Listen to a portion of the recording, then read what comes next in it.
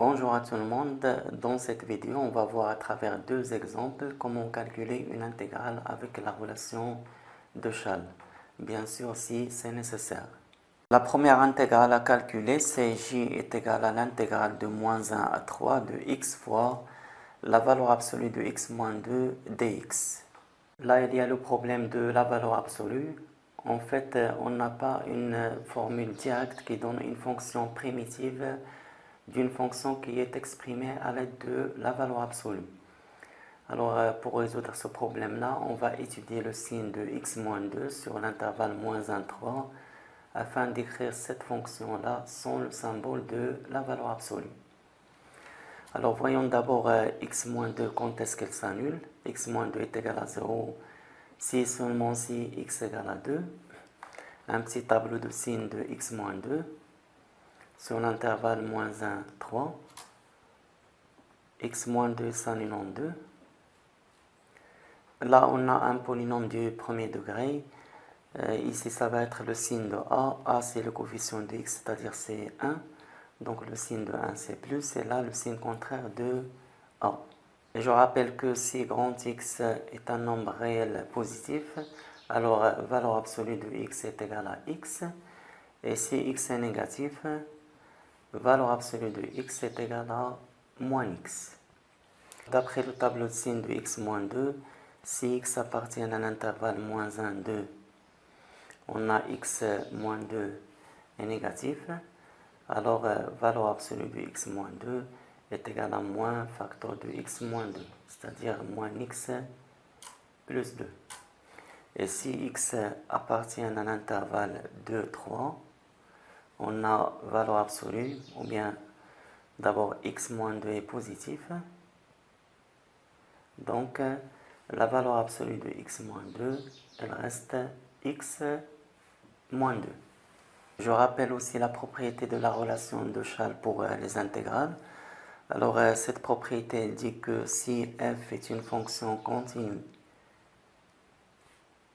sur un intervalle i, continue sur un intervalle i, et si a, b et c sont des éléments de i, alors l'intégrale de a à b de f de x dx est égale à l'intégrale de a à c de f de x dx plus l'intégrale de c à b de f de x dx.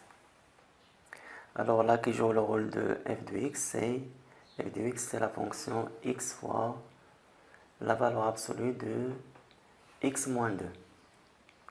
En fait, cette fonction-là, elle est bien continue sur l'intervalle moins 1, 3.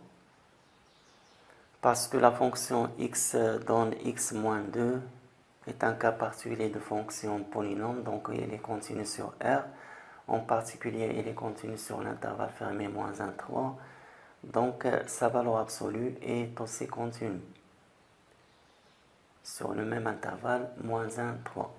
Parce qu'on a une propriété qui dit que si g est une fonction continue sur un intervalle i, alors valeur absolue de g est aussi continue sur le même intervalle i. D'autre part, on a x donne x, c'est une fonction polynôme, donc elle est continue sur l'intervalle moins 1, 3, d'où f est continue sur cet intervalle comme produit de deux fonctions continues. D'autre part, c'est moins 1 qui joue le rôle de A, et c'est 3 qui joue le rôle de B, et qui joue le rôle de C, c'est l'élément qu'on a dans le tableau de signes, c'est l'élément 2. On a ici moins 1, 3, on a x moins 2, et s'annule en 2, on a ici plus, moins. Donc le petit a c'est moins 1, le petit c c'est 2, et le petit b c'est 3. Alors, si on utilise la relation de Schall, on a j est égal à l'intégrale de moins 1 à 2 de x fois valeur absolue de x moins 2 dx plus l'intégrale de 2 à 3 x fois valeur absolue de x moins 2 dx. Ce qui est égal à l'intégrale de moins 1 à 2. On a dit si x appartient à moins 1, 2, la valeur absolue de x moins 2 est égale à moins x plus 2. Donc on aura x facteur de moins x plus 2 dx plus l'intégrale de 2 à 3, x, on a vu que si x appartient à l'intervalle de 3, la valeur absolue de x moins 2 est égale à x moins 2, facteur de x moins 2 dx.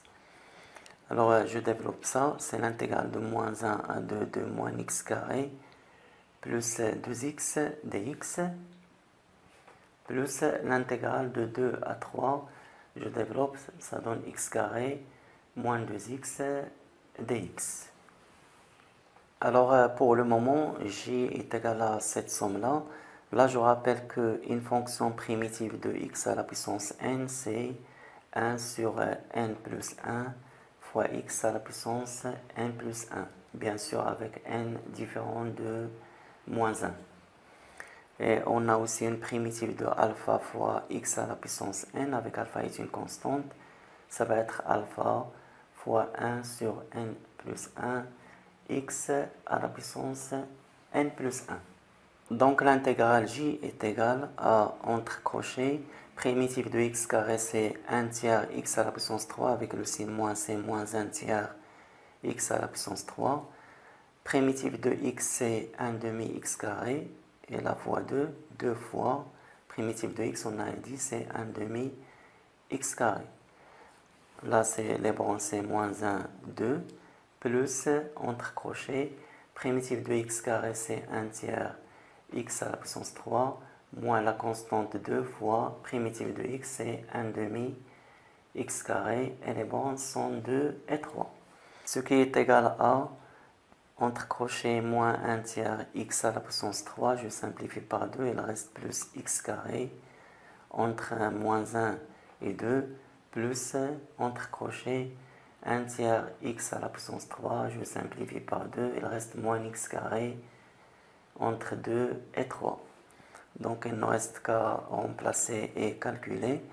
Je remplace ici x d'abord par 2, 2 à la puissance 3, 8, donc j'aurai moins 8 tiers, plus 2 au carré c'est 4, moins, j'ouvre la parenthèse, je remplace par moins 1. Moins 1 à la puissance 3 c'est moins 1, fois moins 1 tiers c'est 1 tiers. Plus moins 1 le tout au carré c'est 1. Plus, là je remplace x par 3, 3 à la puissance 3, 27. 27 sur 3 c'est 9. Moins, je remplace par 3, 3 au carré c'est 9, donc moins 9. Et moins, entre parenthèses, je remplace par 2. 2 à la puissance 3, 8, fois 1 tiers c'est 8 tiers. Moins 2 au carré c'est 4. Donc ça donne moins 8 tiers plus 4. Là, 1 tiers plus 1 c'est 4 tiers, donc c'est moins 4 tiers. 9 moins 9 c'est 0. Et là, moins 8 tiers plus 4. Alors ça donne moins 8 tiers c'est moins 16 tiers. Et moins 4 tiers c'est moins 20 sur 3. 4 plus 4 plus 8. Et là je réduis au même dénominateur, j'aurai 24 moins 20 c'est 4. Donc c'est 4 tiers. D'où la valeur de l'intégrale j est égale à 4 tiers. La deuxième intégrale à calculer, c'est k est égal à l'intégrale de 1 sur e à e de valeur absolue de ln de x sur x dx. Alors là encore, on a un problème de valeur absolue. Donc on doit étudier le signe de ln de x sur l'intervalle 1 sur e, e. Alors d'abord, ln de x, elle s'annule, est égal à 0 lorsque, si seulement si, x égale à 1. Voyons par exemple quand est-ce que ln de x est strictement positif. Il est strictement positif si seulement si x est strictement supérieur à 1. Donc ça c'est suffisant pour dresser le tableau de signe de ln de x. Bien sûr l'intervalle qui nous intéresse c'est 1 sur e, e. ln de x est s'annule en 1. D'après cette équivalence, ln de x est strictement positif si seulement si x est strictement supérieur à 1. C'est-à-dire dans cette zone-là. Donc là c'est plus et là automatiquement c'est moins. Donc d'après le tableau de signe, si x appartient à un intervalle 1 sur E1, on a ln de x est négatif. Donc valeur absolue de ln de x est égale à moins ln de x. Et si x appartient à l'autre intervalle, c'est-à-dire 1 E, on a ln de x est positif, donc valeur absolue de ln de x, ça va être ln de x.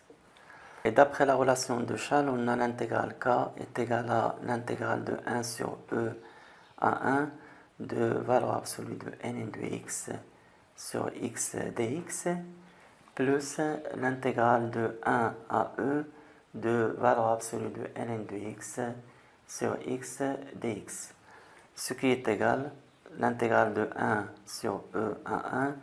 Alors dans l'intervalle 1 sur e1, la valeur absolue de ln de x est égale à moins ln de x. Donc on aura ici moins ln de x sur x dx, plus l'intégrale de 1 à e sur l'intervalle 1e, la valeur absolue de ln de x est égale à ln de x. Donc là, ça devient ln de x sur x dx. Je peux écrire l'intégrale k sous la forme suivante. Donc c'est l'intégrale de 1 sur e à 1 de moins 1 sur x fois ln de x dx, plus l'intégrale de 1 à e de 1 sur x fois ln de x dx. Et je rappelle qu'une fonction primitive de la forme u' de x fois u de x à la puissance n, c'est exactement 1 sur n plus 1 fois u de x à la puissance n plus 1, avec encore une fois n différent de moins 1. Dans ce cas, c'est ln de x qui joue le rôle de u de x, et pour la puissance n, ici on a ln de x à la puissance 1, donc n est égal à 1 ici. Et qui joue le rôle de u' de x, c'est 1 sur x. En fait, 1 sur x, c'est exactement la dérivée de ln de x. Même chose ici, u de x c'est ln de x et u' de x c'est 1 sur x et la puissance c'est 1, ln de x à la puissance 1. Donc on peut dire que l'intégrale k, d'après cette formule-là, est égale entre crochets primitive de 1 sur x fois ln de x, ça va être, bien sûr il y a le signe moins, 1 sur 1 plus 1 c'est 2, là u de x c'est ln de x à la puissance 1 plus 1, c'est-à-dire au carré, entre 1 sur e et 1, plus là entre crochets, primitive de ça c'est 1 demi facteur de ln de x au carré. Les bons c'est 1 et e. Donc il ne reste qu'à remplacer. Alors si je remplace x par 1, j'aurai ici ln de 1 c'est 0, au carré c'est 0, 0 fois moins 1 demi c'est 0. Donc ça c'est 0, moins. Si je remplace x par 1 sur e, déjà j'ai moins avec ce moins là, ça donne plus. On aura ici 1 demi fois ln de 1 sur e, le tout carré ici. Plus, je remplace x par e ici. On a ln de e est égal à 1, 1 au carré c'est 1, 1 fois 1 demi c'est 1 demi. Moins, je remplace x par 1, j'aurai ici ln de 1, 0. Donc 0 au carré 0, 0 fois 1 demi, ça donne 0. Et je sais que ln de 1 sur a est égal à moins ln de a, bien sûr avec a est un nombre strictement positif. Donc ln de 1 sur e, ça va être moins ln de e. Et ln de e c'est 1, donc ça donne moins 1. Donc k est égal, on aura ici moins 1 le tout au carré c'est 1 fois 1 demi c'est 1 demi, là plus 1 demi. Enfin la valeur de k est égale à 1 demi plus 1 demi, ça vaut 1. Eh bien bonne journée, merci pour votre attention, à bientôt et à la prochaine.